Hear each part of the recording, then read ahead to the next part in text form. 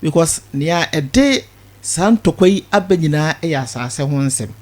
Meba sase ne so ansa na woba. Ese mena midi omahene. Wonso woba ya ansa na meba nti ese udi omahene. Se nantwie mmienu enya ntokwa eye asase no ena ne ho kire no. Sabria me na woka sei Mamprusi ahemfo anase ompanimfo no omote ho. Kusasi mpanimfo no ete ho. Nanso timamufo no ena mo ho kire yomo. And then tokwa even police ni soldiers for omo guard send ye beya ntokwa no ebebrase ana emfa ewuwu ema no and then ye twa ye hu kum police for any soldiers for now when during campaign time no the then Mr. Mahama and baba be the president Mahama Kusasi and oka kire omo say munni ma de krontia se NDC ba abaimu a na entokwa no eto etwa na NPP ba abaimu a da bia moko ntokwa no meaning say NPP for ene fuel masa ntokwa boko ene Mamprusi ntokwa no sorry Kusasi ni Mamprusi ntokwa no ekoso but na ni refi say time no ye president no na ntokwa ne wo ho time na ne papa and the founder of the NDC Jerry John Rawlings ewo ho no na ntokwa no ewo ho na se omoto abanema no na oba ebetena akunya kase ne so a obe make sure say boko entokwa no eto ebetwa na onu na wonim the root cause nti oba establish ama obia ho atono edi nansa ani nanu ampanso history ebekire we say ebra yeto abane wiye no most of the Kusasi polling station no Baumia had 0 meboana because na ewo asamudebia the president ene okato omotrimu to the extent say oba even the Bokuland no obema omanya region senia ebeya obi amfi out ema me attack the region na omoho atom nti obabenya abadwa no ena the youth of Boko esha say through omwankasa omo MP Mahama Ayariga Mahama Ayariga bo NPP chief fan to kwane ho to the extent say bawomia Mamprusi ni ena Mamprusi for so ne Boko sorry Kusasi for enya ntokwa no nti se sadia se Mamprusi for ho aye dindi na kire se bawomia ye vice president nti ena Mamprusi for ho aye dinti se omoto aba no ema Mamprusi ni baba ye president dia obeji o masase ni nyina dia ka Mamprusi for dia ho Kusasi for enya asase bia enne ntokwa na ba no the question is where is their MP Mahama Yari ko kansa ansem no ohwefa na ka brewe ns wutumi ekona wone wonkofo etnase as an MP na we settle senia ede asomodwe ebeba ena otie abrochi na ochrochro letters ede abre nnuana mu si ono akasa de maame efi Mamprusi ena ne papa eye Kusasi nti sesi e wogina mfimfi ontumi nka bi na bra na ye to aba no ade no de ye campaign nti wei ena Kofi tonto kase enye ensemu bia na esi ye de ye amanyosem na nsem bi wo ha eye national interest and as national issue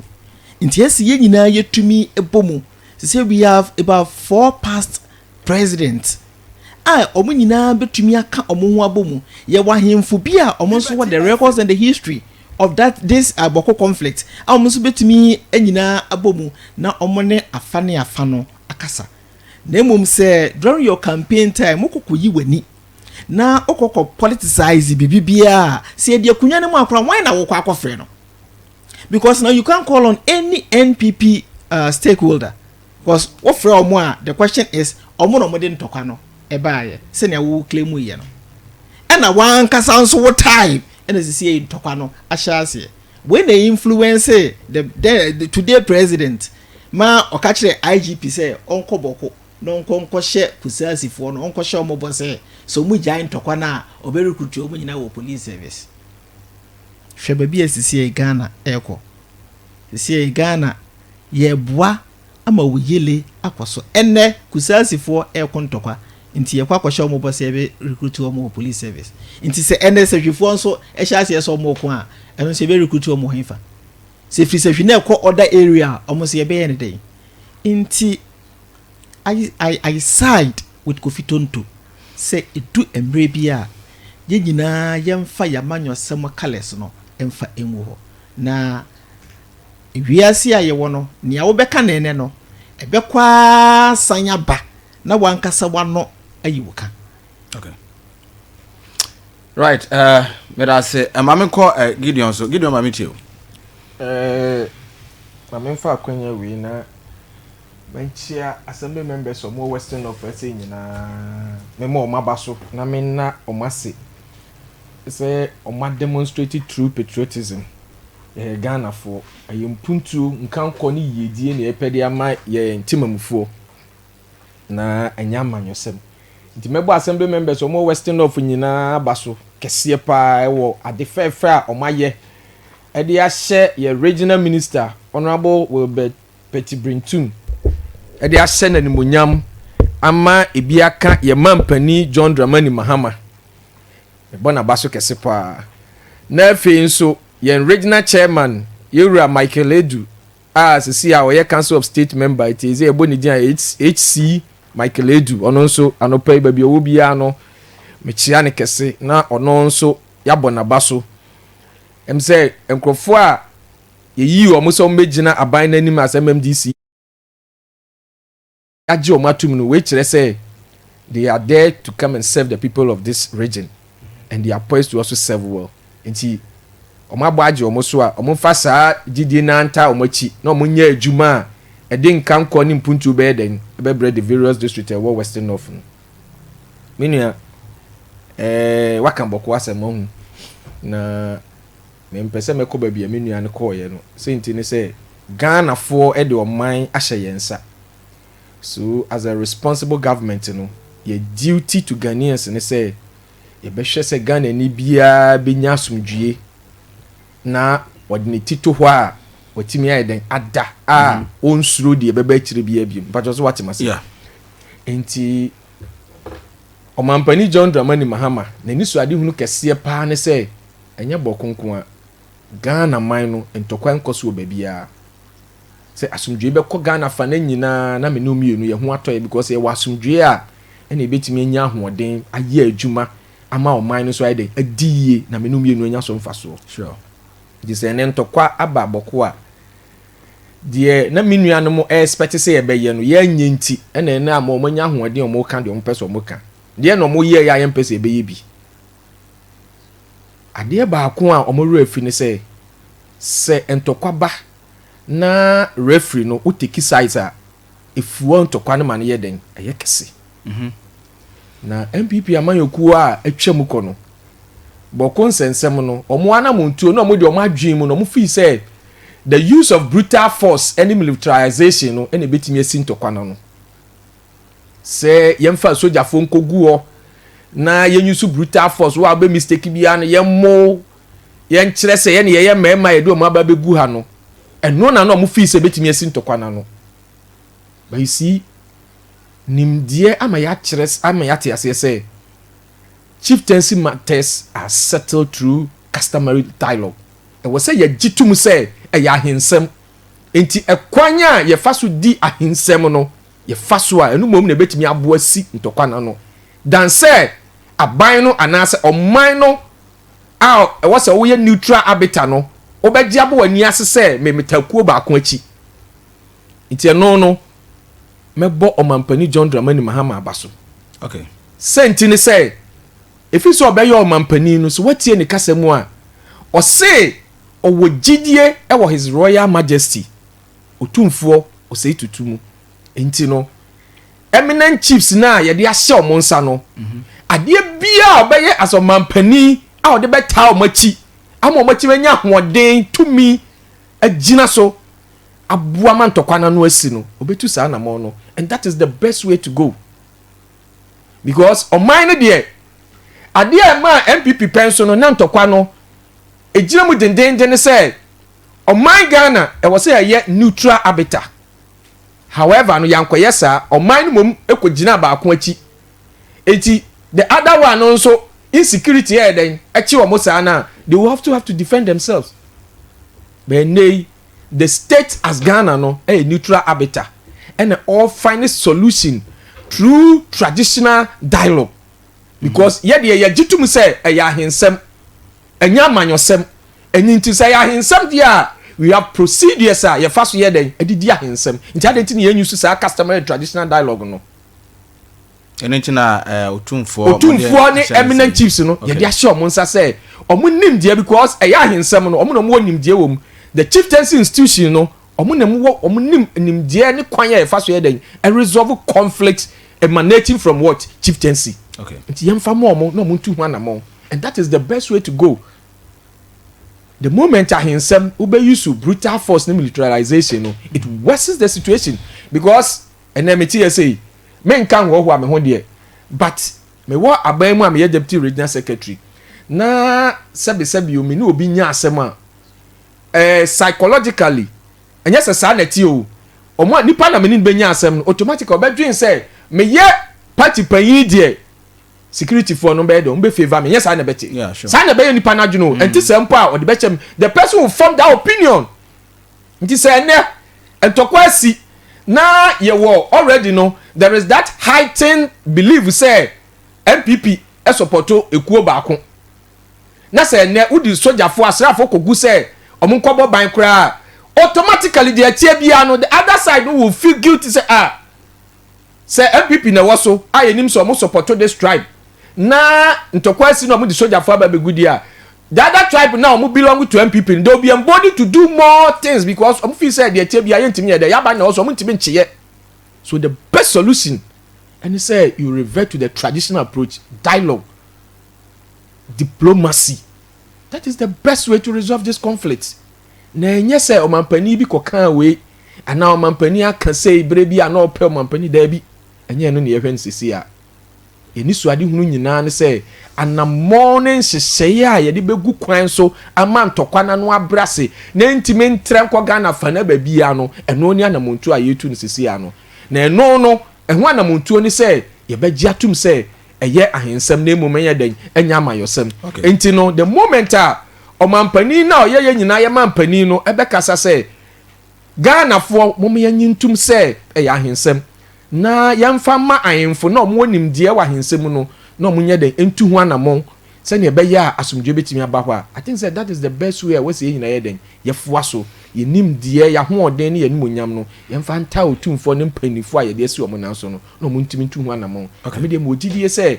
eja ahensem de manana no mo a ombetimi adi amasumdwe ya den aba iti ene de akwakosi oboko no mesre Ghana fo nyina afani nyina no omunya gidie e wo the eminent chiefs na yayi omo no na omunti obi aze because okọ arbitration nti ne fa neutral arbiter no onimme nti emuaye anase ntutu bi odi baba bia no ebeto fom a ema afanu mienu nyina obi a boye den adwoso on say referee di match no di pepepa de ebe hye no no de obelusu no obi an complain because wansisi obi a na emmekoba say aban na wo ti akonwa so no ukogina fade a ema the other part no so no omudi yaw enti abere bia no ade anya asem kura na nam say yaw de wo omumu no na mama na yehu en ntokwa ye de etre be ne ya ye de akwhye neutral ko tumfo se be so mfiri boko enti say ane asem da nanim no wodi a wo be hye no kure no na ode ato ama asumdua ye den aba enti ye nyina ye nya gidie wa aban we mu na me de mo gidie say wo be hye ama asumdua ye den aba boko. All right, Gideon Meda say Deputy Regional Secretary ma NDC Amanyuko na me call political pop so me say we be rebata kakra but we be first a second topic na to so electricity tariffs no mama tio mama ma me hwe me time no me ma be okay me person ke timi we mama ma be 10 minutes in fact and a time for also me ma be 5 on o share time now de ma ya media so pepepe on so di media so I wanna come ba no me no Gideon edi media so pepepe nti time no de what the my kran farmer ya kran na ya nkasa ibe e so yes yeah 10 minutes 10 since when ena Kusasi ene Mamprusi for ntokwa no ebe ye political because a brand new Gideon e kasa no o say ɛyɛ traditional nti yɛsɛ yɛde ma nananom na ɔmo ka na ɛbra na yɛyɛ campaign no ɛne deɛ na yɛnim sɛ yɛ traditional ana ɛno sɛ NPP eteki side ɔwɔ afidie so obetumi aka group NPP for kɔtaa ɔmo akyi anka bɛyɛ me dɛ mea me de me time de bi ma no ogidi o de wi group bɛn ɛna NPP kɔkɔtaa akyire na mmom sɛ asɛm wogina akyire a the way we see ehu no aya enye saa eneti eye president na num asem o kan ye ene ne ye gina so enye se bosremuka ene obi ere to ne so no nti ogidi enko ensan emra bi ena me san aka na it should be on record say NPP ankwa ankotai se ye Kusasi fo ana Mamprusi fo echi omutimi de boy eye campaign na ma omo a omuni ho omu free wa omo te Southern Ghana ha no ye kom ho asansem na ye ka kire o Kusasi fo no mo mi area udu ho pe o ye nua no mobile omo se ye to aba ne ma NPP a ntokwa no mobe ma na free ho aba ha nti ye yade omo de ye campaign eno ne ye nyina ye ko ati a se ye nim se we no mo ye nananom asem nti nananom kan ne ye a ene ye kasa ye mu ya no ye mfa ma nananom because Ekufuado started this initiative ahensem ana ntokwa ene ne ma wo no ode ni na hye otumfo nsa nti nye Mahama ene oye first person his excellency Mahama ene oye first person ode sa ne ma weibo no it was started by Ekufuado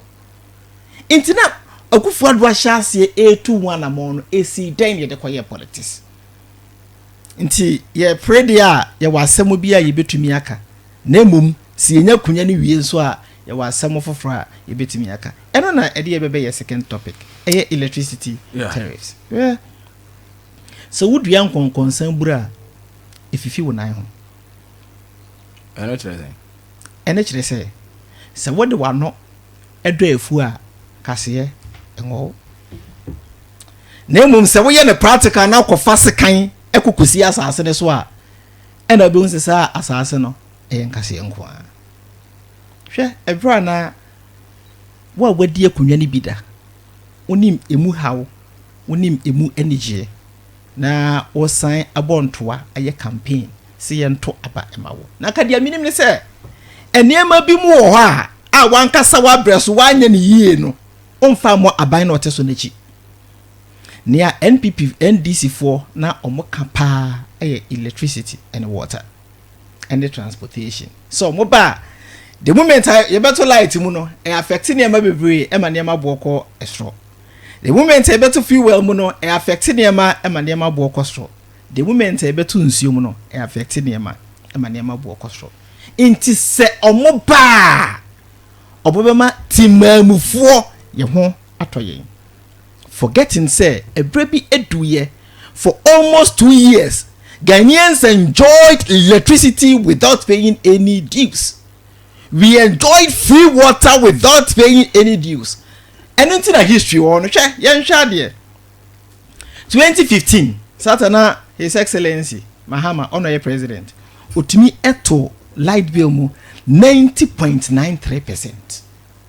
90.93 and no and I say me Saturday night ye bill a new 50 cedis kra and so sad time e buy no na ye nam 2000 something ye kwa say ye mistake om so ye machine na ye na ye ntua na nkakra bepemene me da so deka bepemene hwe Ekufuado ene bawomia from 2017 to 2024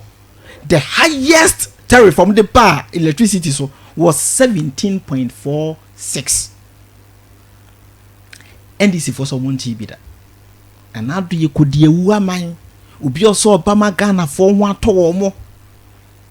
ene or the bills ebabe since you call me nti say ye nya angel supposed angel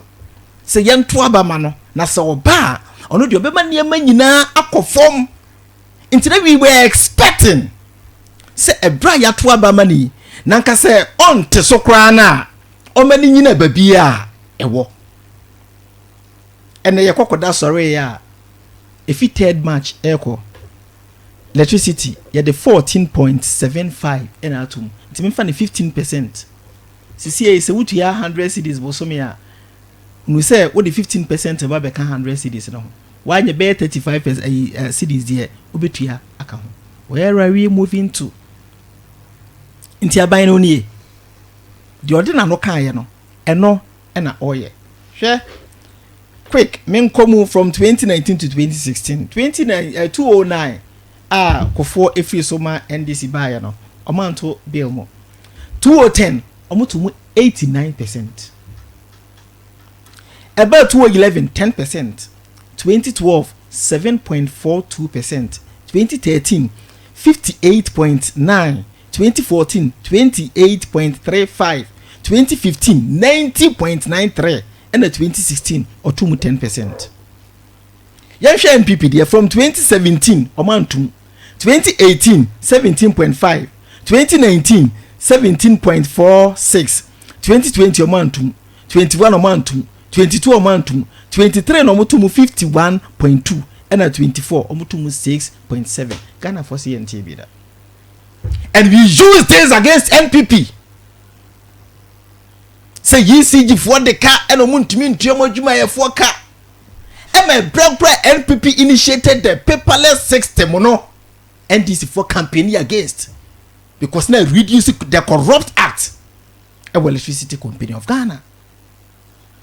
And na ye kokoda sorry ya the supposed angel assigned the abase sisi ye ba beto light bill mu na ya sign ato nsuo mu na ne wo hokra ye ntumi ntua wo se wo ba me ye ho atoye wo ba ye wato light bill mu 14.75 na wato adwuma ye fa katua mu 10%. Sisi ye sa 10% na oje a wo send the kokotua light bill ni yenya ban bi onu tu mu 25% na ye campaign etia sa ban ni se wa ma Ghana fo nsa wo fomo na Ghana adwumayefo nyina nkonkoto abantia no. Look at the system that we are in. Just say who opposition can be bibia enti niema na odi ye wo campaign no eno na ye mu biye gina so bi se wasemo sisi so kokoto se obi kan koko prize ho asemo a eye niema NDC fo gina so sa omo ba within 100 days no omo betu koko mu amana ko 6,500 ene Cote d'Ivoire fo ato omo die mu ade na Ghana yentu ye die mu yo omo set board ehwe sa ntumu no koko board for the release aba ya set board ya to electricity terrorism one na minim ho ehon hihye that is it ntumu no aba Cote d'Ivoire there intina finance minister otisisi na onim say omo set board e no ma date so ba first 100 days omo 100 days na new year board be biem no omo set so we a party na wo ba wonimu nia wo ba ababeye inti wonu masemo ene ye de bejeje na ye kukuru mponi na ye beswa ese for mamia